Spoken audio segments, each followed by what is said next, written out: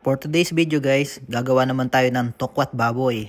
Tara, samahan nyo ko. Papakulo muna natin yung pisngi ng baboy. Timplahan natin to sa bawang, sibuyas, laurel, pamintang buo, asin. Tsaka tayo maglalagay ng 2 tanglad. Sunod naman natin, iprito muna natin yung mga tokwa. Iprito natin hanggang mag golden brown sila. Sunod naman natin iprito yung mga pinakulo nating pisngi ng baboy. Iprito lang natin to hanggang mag golden brown din.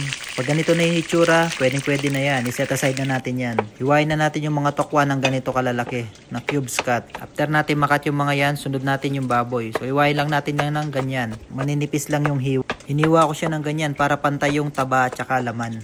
After natin maghiwa, prepare na tayo. Lagyan natin yung tokwa sa mixing bowl. Sunod natin yung baboy. Dagdag na natin yung hiniwa nating sibuyas at saka celery.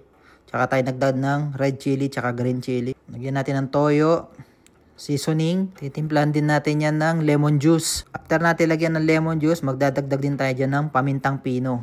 Lalagyan din natin yan ng asin, pambalanse ng lasa. Nagdagdag din ako ng brown sugar dyan. So gusto ko sa tokwat baboy may matamis-tamis. So optional lang to, pwede nyo lagyan, pwede ring hindi.